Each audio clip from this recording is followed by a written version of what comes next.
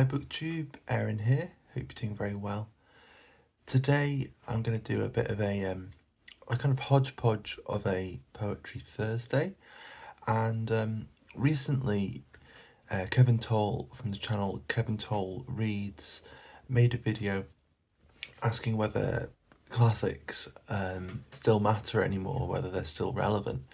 And I saw Steve Donohue's response to that. I'm hoping to see a few other responses, and maybe eventually I might try and put in my own 2 cents. But I was thinking about Steve was talking really about the kind of distinction you have to make, or the different definitions you might have of what a classic is.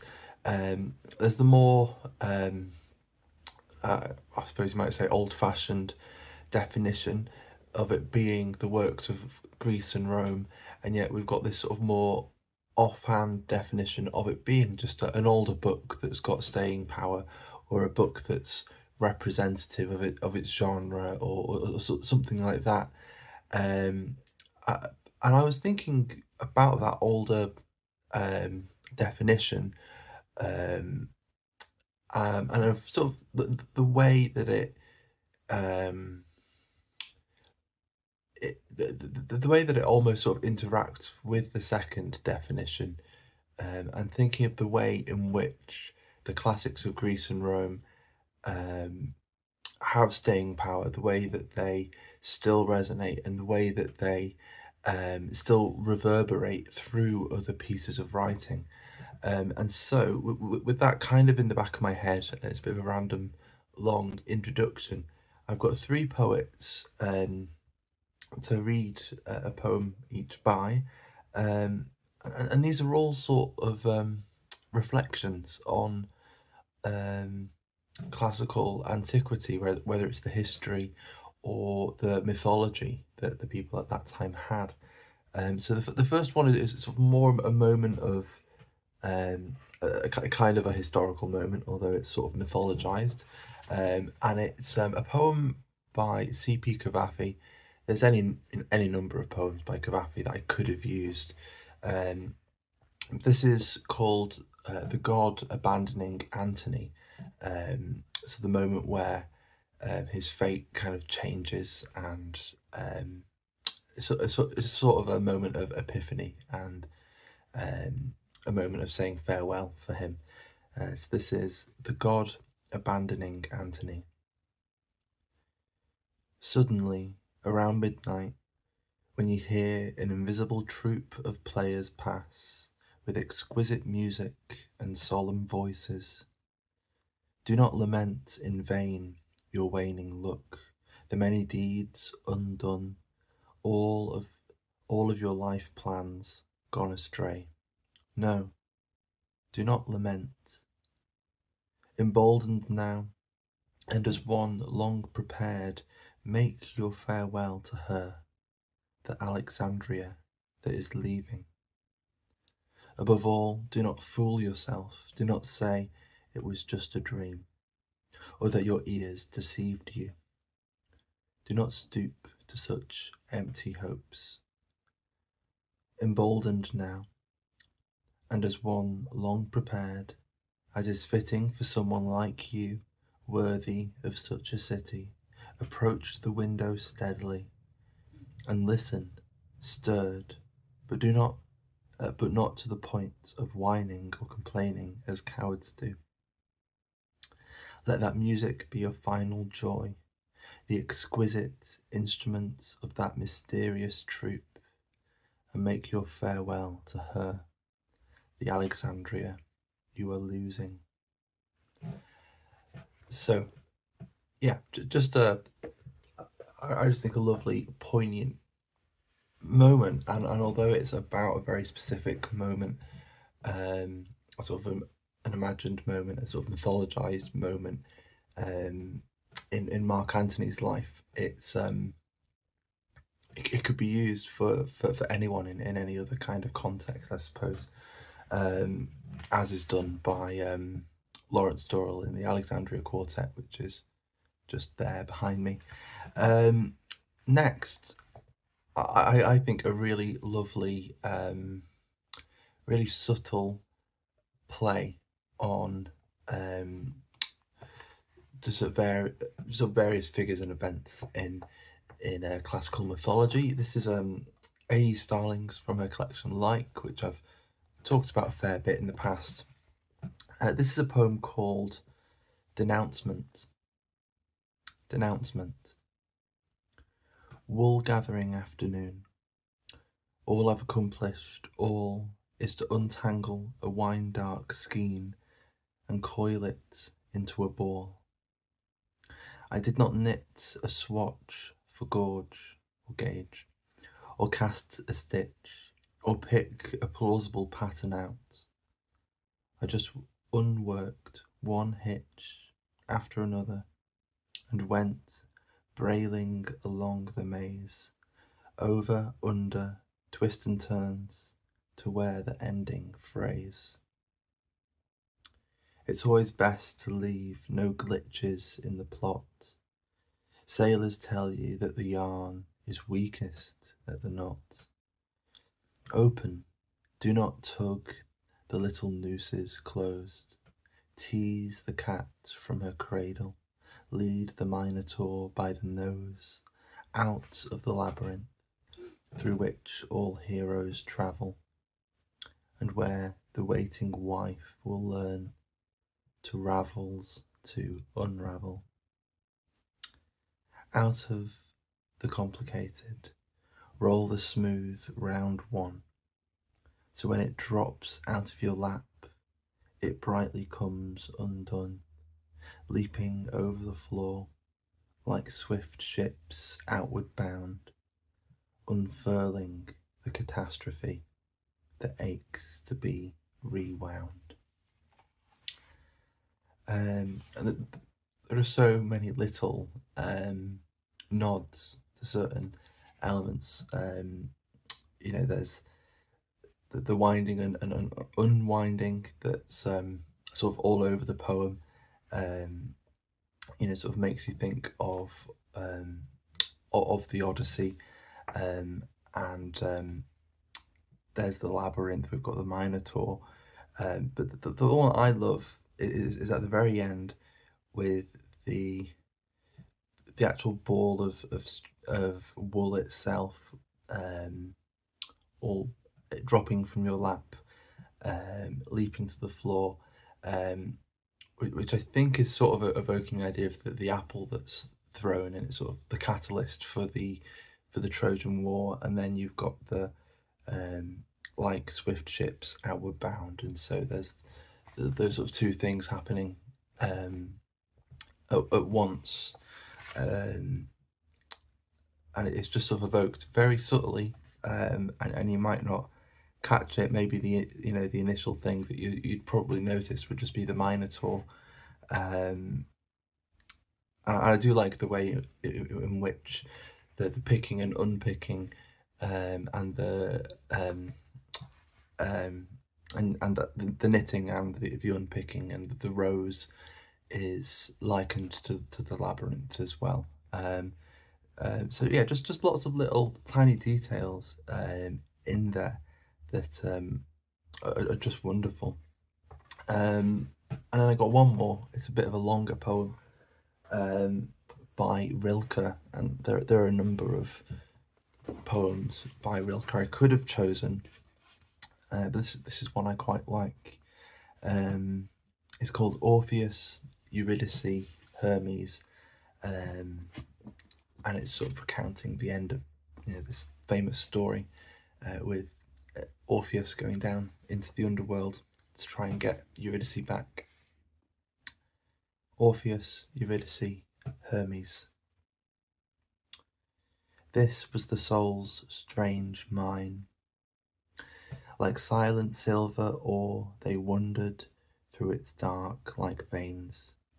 Between roots, the blood welled up that makes its way to men, and it looked hard as porphyry in the dark. Nothing else was red. Rocks were there, and unreal forests, bridges spanning voids, and that huge grey, blind, unmoving lake that hung above its distant bed like rainy sky above a landscape. And between meadows, soft and full of patience, the pale stripe of the single path laid down like a long pallor being bleached. And up this single path they came. In front, the slender man in the blue mantle, who mute and impatient stared ahead. His stride devoured the path in huge mouthfuls without slowing to chew. His hands hung heavy and clenched out of the falling folds and were no longer conscious of the light lyre that had twined itself into his left like tendrils of roses in an olive bough. And his senses were as if divided, for while his sight raced ahead like a dog, turned around, came back, and then stood far away and waiting at the path's next turn, his hearing, like an odour, lagged behind. Sometimes it seemed to him it reached back to the steps of those two others who were to follow for the whole ascent. Then again it was just his own climbing's echo, and his mantle's wind he heard behind him. But he told himself they were coming, said it aloud and heard the words die out. They were coming. It was only that they walked with frightening lightness. If he could only turn around once, though any backward glance would be death to the entire undertaking, so near completion now. He would have to see them, those two light-footed ones who followed silently. The god of faring and of distant messages, eyes shining under the traveller's hood, the slender staff held out before his body, and at his ankles a fluttering of wings, and entrusted to his left hand, she. The one so loved that from a single lyre came more lament than ever from lamenting women, that from lament a world arose in which everything had second life, forest and valley and road and village, field and flock and stream, and that around this lament world, just as around the other earth, a sun turned and a star-filled silent heaven, a lament heaven with devastated stars, this one so loved. But now she walked at the god's hand, her steps constrained by long winding sheets, soft, uncertain, and without impatience. She was in herself, like a woman near birth, and thought not of the man who walked ahead, and not of the path which ascended into life. She was in herself, and her having died filled her like abundance. Like a fruit ripe with sweetness and night, she was filled with her great death, which was so new that she understood nothing. She was in a new virginity, an untouchable. Her sex had closed like a young flower at approach of evening, and her hands had been so weaned from marriage that even the light god's infinitely soft guiding touch hurt her like too great a liberty. She was no longer the blonde wife who echoed often in the poet's songs, no longer the vast bed sent and island, and that one man's property no longer. She was already loosened like long hair, and given over like fallen rain, and handed out like a limitless supply. She was already root. And when, without warning, the god stopped her, and with pain in his voice, uttered the words, "He has turned around." She didn't understand, and answered softly, "Who?" But there in the distance, dark against the bright exit, stood someone whose features could not be read. He stood and saw how on that stripe of meadow path, with mournful look the god of messages turned silently around to follow the shape already returning on that same path.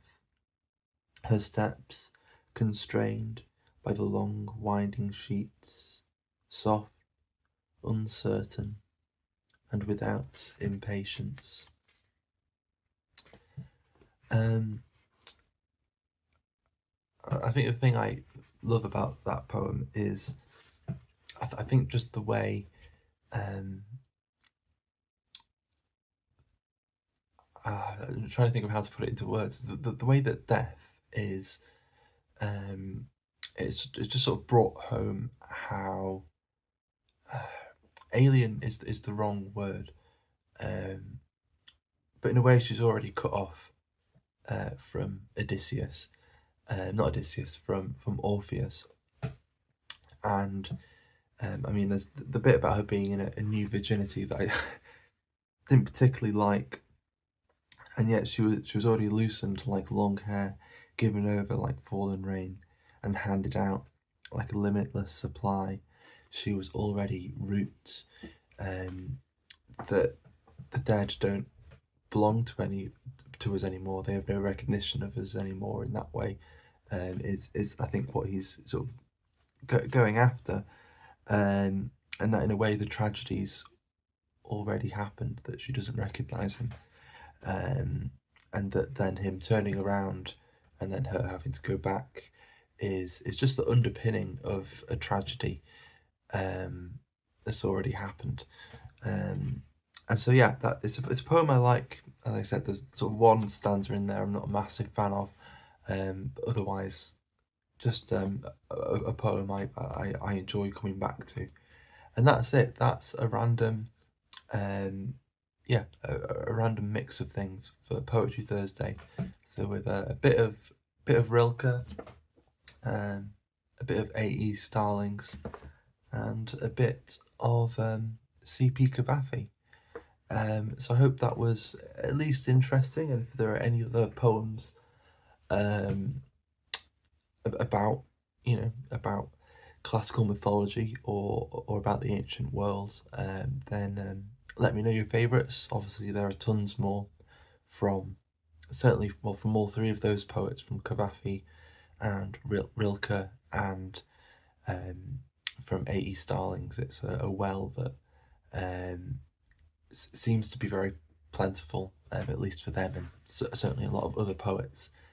So I'll leave it there. Thank you very much for watching, and I'll see you soon. Bye bye.